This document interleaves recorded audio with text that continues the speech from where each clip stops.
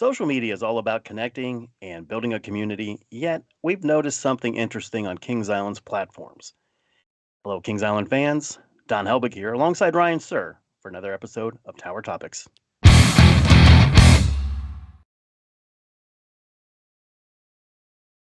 Tower Topics is a podcast by Kings Island fans for Kings Island fans because that's who we are and that's who we care about. So, Don, there's a little bit of a stir on social media, like in the social media spheres regarding Kings Island. And it's not just about the upcoming Camp Snoopy that's opening next year in 2024. They've taken a unique approach to social media recently. Yeah, absolutely, Ryan. Kings Island appears to be making a statement, by hiding several replies from Tower Topics on the park's feed on X. Um, you've noticed it. What are your thoughts on this, Ryan? It's kind of intriguing, if anything. I mean, it could be a strategic choice to limit awareness of Tower Topics, or maybe it's a personal preference. However, it's not just us. Others have experienced replies being hidden or even blocked without any clear reasons. It's a departure from how other theme parks and major brands handle social media. Ryan, the Kings Island community, it thrives on discussions and engaging with the park. I mean, they love Kings Island. They want that interaction. Hiding replies and blocking users for, just simple queries, that creates negative sentiments, drives people away, don't you think? Yeah, absolutely. I mean, fans want to interact, and this practice kind of discourages the interest in that. While we understand the need to address excessive negativity, hiding relevant replies doesn't align with that principle, does it? Not at all, Ryan. Now, let's share with our listeners a recent example of what happened. Okay, so Kings Island, they asked on their X, which ride is calling your name at Winterfest? Our reply, Kings Mills Antigatos. Just a stunning leisurely ride with all the lights at Winterfest. Now, that was hidden within 5 minutes. It was only reinstated after we pointed it out on our X platform. Yeah, and then after we pointed it out, a member of the Kings Island comms team claimed a supposed software issue as the reason for hiding our post in an attempt to kind of camouflage the actions. That's very interesting. Now, Ryan, fostering a community should be the goal, not isolating it, especially on social media. Their choice, it kind of leaves me puzzled, but well, it is what it is. And with that, let's switch gears, Ryan. Mm. Enough about Kings Island's social media. Let's talk about some of the biggest and more notable Kings Island stories in 2023. Let's start with the announced plans for a merger between Cedar Fair and Six Flags. That really came out of nowhere. Yeah, I mean, I feel like I'd heard that story before, 5 or 6 different times with different parties at play, but, this one has a little bit of a different feeling to it, almost like it might happen. Yeah, it does. I know you and I talked about it the night before we did a podcast where news that broke that this was going to happen the next morning. It was announced. There's been a lot of different, things being discussed. Maybe some curveballs, being thrown at it. A lot of challenges are in front of both Six Flags and Cedar Fair to get this done. But that to me would be the number one news story related to Kings Island for 2023. What about you? Yeah, I mean, that's definitely the biggest story because that's gonna be what impacts, life at Kings Island after 2023, because the world is not gonna be the same place. You can say all day long that's gonna be business as usual, but a major change like that is gonna have major implications for better or for worse. I agree. And another, news story for 2023 that was big was the opening of Adventure Port. I think it really cleaned up that area of the park, the Oktoberfest area, which had been kind of a little bit barren and really just a shadow of what it had been in the 70s, 80s, and early 90s. Added two new rides, Cargo Loco, Soul Spin. Mhm. Both rides seem to be very popular with guests, so I would have that as another big story for 2023. Your thoughts? Yeah, I mean, I was always under the assumption that, nothing was coming in 2023, because I hadn't really heard anything, and then they announced that something was gonna come, and, I mean, it wasn't in the park, it was just on Facebook and their website and so on, but, yeah, with the opening of Adventure Port, it definitely rejuvenated that area 'cause if as you recall, Oktoberfest, that section of Oktoberfest was kind of barren anyway, and then they removed Slingshot early last year, and as a result of that, it was an area that really needed a hug, so it certainly got it. It looks beautiful, so I'm very, very happy with it. Cool. It does. Another big story for 2023. I think the new nighttime show, Adventure Awaits. I thought that was spectacular. I thought it rivaled Fun Fireworks and 50 from 2022. Yeah, Adventure Awaits was really cool. I mean, it doesn't have the depth of Fun Fireworks in 50 because that had, stuff being shot off the buildings and snow and fire coming off the fountain and so on. But we can't expect them to have a show like that every year. I mean, come on. But that show is really cool. They brought back the drones. They're stuck with the drones from now on because once you get a taste of those drones, you're not turning back. But it had some really cool graphics showing off different adventure port things, as well as blue ice cream and a Mhm. roller coaster, and the Kings Island logo. But I think the most exciting thing about it, uh, with being the second year of a show like that, is that they actually did show a spark of versatility in being able to change the show, because during the Grand Carnival celebration, instead of saying Kings Island at the end, it hovered with the Grand Carnival logo, which tells me, and I know some of the people involved, and we've had Joe Rossi on the show before, but it's not terribly, terribly difficult to do that, to make those changes. So it's possible to have a dynamic show that's, you know, different one day from the next, or one week from the next, or anything really. Another big story for 2023, the opening of a new restaurant on International Street, Grain and Grill. Hmm.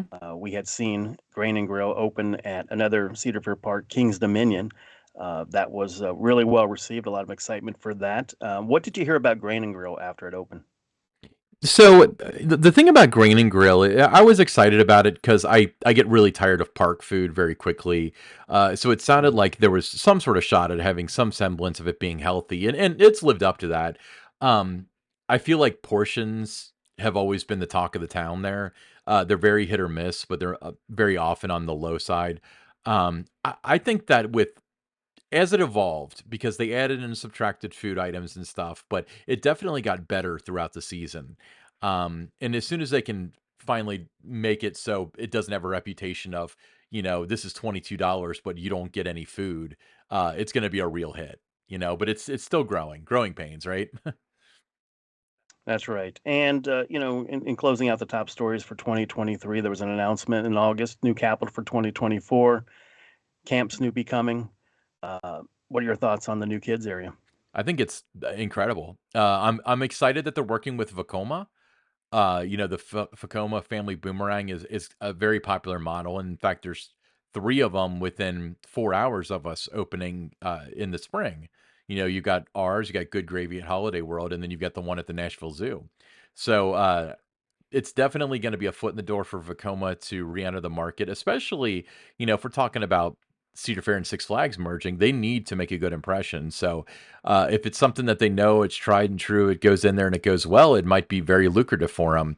We know that they hit the ball out of the park with Big Bear Mountain, so I'd love to see something like that at my home park. Oh, absolutely. That's a tremendous ride there at Dollywood. But you look at Vekoma.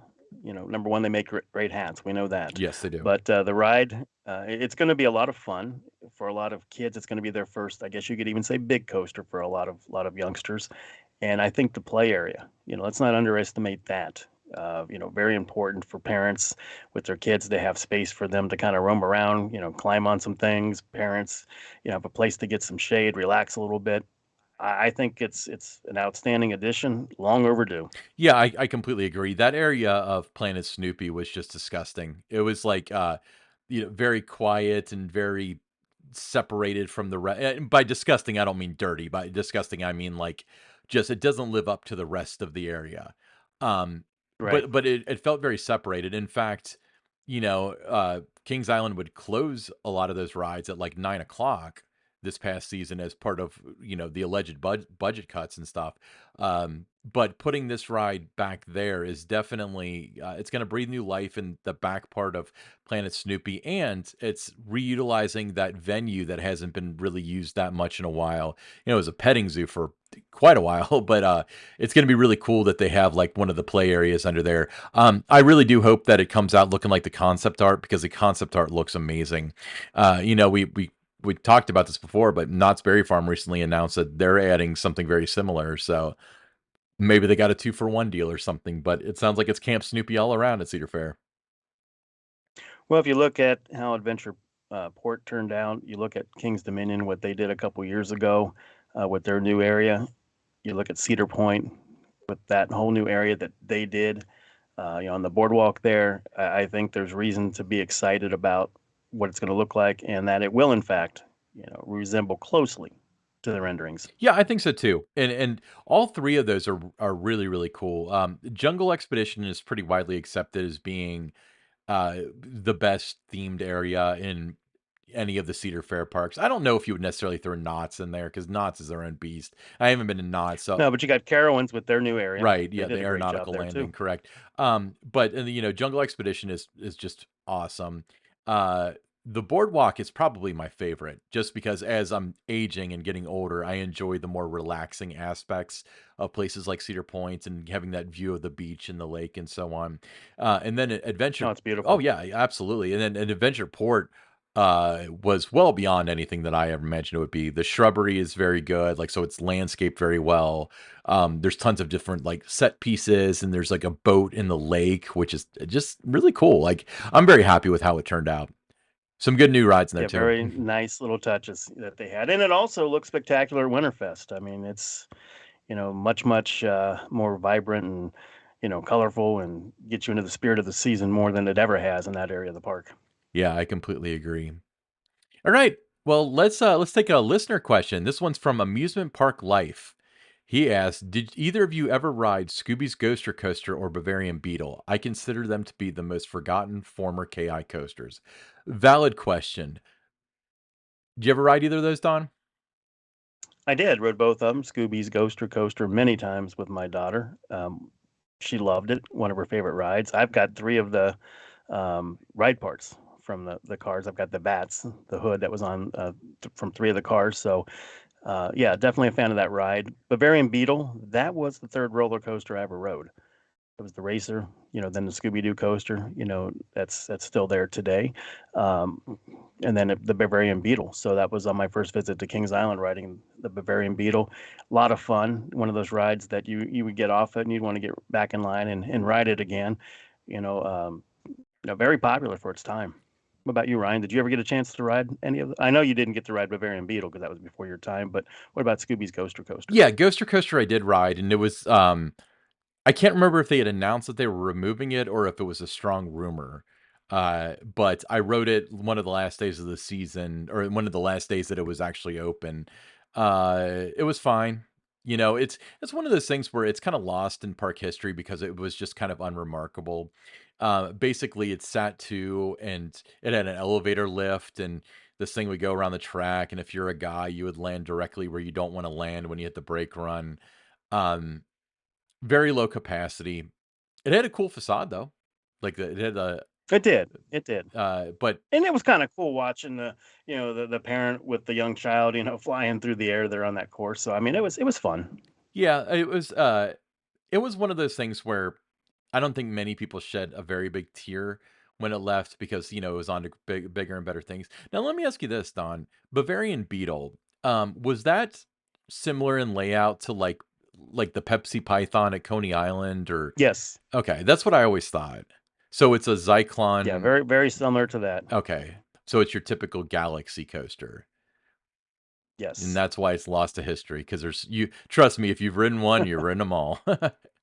All right. Yeah. I mean, there wasn't anything like special about it other than it might have been one of your first rides at Kings Island, like it was for me. My first ever big coaster was the Serpent at Americana, which was probably either a clone or at least very similar to the Bavarian Beetle. So I guess I connect to it in Very that similar. regard. Yeah. Yeah. Very very similar. Awesome. Don, do you have any final thoughts? We're on the Camp Snoopy. All right. Well, awesome. Well, I'm Ryan Sir. With me, as always, is Don Helbig, and this is Tower Topics.